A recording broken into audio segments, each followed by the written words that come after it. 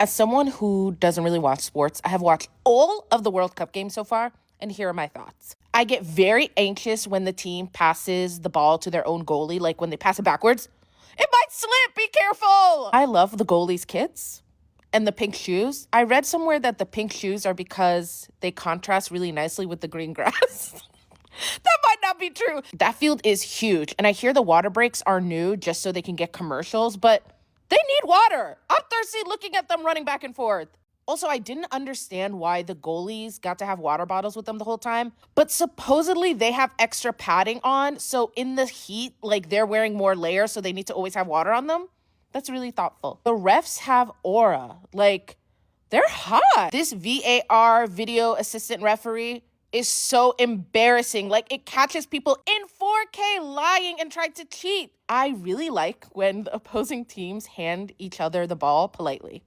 It's just really sweet. And I also like when they help each other up, or like when they help each other stretch, like that one guy, or when they hug and like pat each other on the back when they're from opposing teams. Computer? This might be an unpopular opinion, but I really like when bad teams play good teams. That's actually my favorite. I loved watching Germany, Sweden, USA kick butt. Sometimes when two teams that are evenly matched play, I can't quite see like how good they are. But when one bad team and one good team plays, it's very clear why the good team is good. And I like to be able to see that. It is not easy making a goal. I'm impressed every time when someone gets one in. I'm always excited.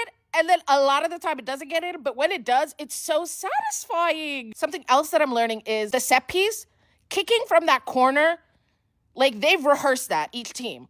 And so that's really like a good chance to get a goal. It's like choreographed, very impressive. Sometimes it's about who wants it more. When Korea was playing, they would follow that ball like up until the goalie had it in his hands. Even if there was no chance that they were actually gonna hit it, they were on his neck. And sometimes you have to be that way to get the goal because you just don't know when someone is going to slip up. You got to have that dog in you to get the goal. Was this sport always so aggressive? A lot of like shirt pulling and so much falling. People are tripping, sliding, flipping. They're little gymnasts out there, tumbling. And the craziest thing is sometimes they just keep playing. Actually, most of the time they just keep playing when someone falls. Someone could be falling and literally like rocking back and forth in pain, and the ball's already on the other side. Like the game is still in play. That's wild to me. There is a lot of crowd work happening. Like sometimes the crowd will turn on their own team, like booing them to like get their act together. During the Mexico game, Mexico was literally booing Mexico. Yeah, that surprised me. Yeah, so those are all my thoughts so far on the World Cup. I'm loving it. I'm loving it. Like, I'm going to be a football fan. The refs being in the game, like in the game, makes me too nervous. And I'm worried they're gonna like mess with the play. I saw in one match, the ref opened his legs and the ball like went in between. But what if the ball hits him? Momentum in a game is actually so important. I'd say it makes up like 20 to 30% of the game. So I get how stopping the game for some water messes with that flow. But I also understand how a team that's not doing good, a little water break might be like a good pick-me-up. I love when they pass the ball in their heads. It's so playful. It's like they're really just having fun. You know what I mean? Like they're just really playing around. I really liked how Mbappe calmed the crowd down when Senegal made the goal. It felt like he was really taking care of the crowd. Like, chill, I got this, relax, don't get too worked up. And then he made a goal. He's really good. Like, you have to be a really good player to, like, calm the crowd down to be like, no, don't worry, I got you. I'm going to make another goal. And then he made another goal. That was so cool. Something that I have learned is you really can't rule anyone out. Even teams that you think are really bad or you think you'll beat, you can't let your guard down. Everyone kind of has that win in them. You know what I mean? Like, they're all great players. Right after Mbappe made the goal, everybody was like so excited, riding that high. And then Senegal came in quick to make another shot. It almost got in too. So even celebrating, you have to be quick because the game keeps going. This clock is wild to me. Like it really doesn't stop. And so much can happen in 5 minutes, in 1 minute, in 30 seconds. Actually, in less than 30 seconds, things can happen. And I kind of love that. I love that there can be so many surprises, so many upsets. Sometimes you don't have to win to win. Like sometimes it's enough to just make a goal on a team that's really good, that no one expected you to make a goal on. And sometimes it's good enough to just tie. Sometimes it's good enough to just play. Like just qualifying and getting to play and like being invited here is enough, you know? I learned in my comments that the goalkeepers wear bright colors to differentiate themselves from their teammates.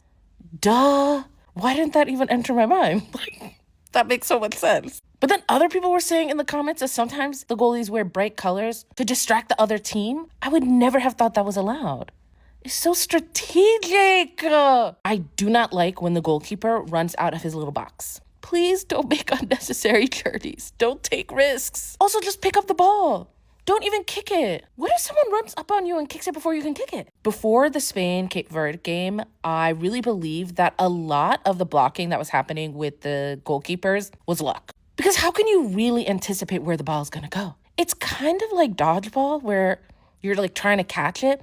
But a lot of the time when they're blocking these goals, they're not even catching the ball. It's like they're hitting it with the tip of their finger or like their toe. And this might be an unpopular opinion, but I think if the ball has gotten that far, if it's already near the goalkeeper, doesn't it mean the rest of the team kind of messed up? Now it's on him? What is he supposed to do? He really doesn't know where the ball is going to go. This must be why the goalkeepers get so heated whenever someone tries to make a goal. I noticed that they talk a lot. Like when they have the ball in their hands, they're like yelling and screaming, but maybe they're running plays. Something else I learned after that Spain game was having a good goalkeeper can actually make you unstoppable. They can low-key be the hero of the game. Then I learned in the comments that on the water bottles, the goalkeepers are putting notes about the players. That's so cute. It kind of reminds me of how when you take an exam, sometimes the teacher would let you put on a note card like all the equations that you need to use for the exam. It's like a little cheat sheet. At the end of this World Cup, I really want to come away with like a team to support. I'm really excited about this journey for me. I'm really in it, you guys. Okay, that's it so far.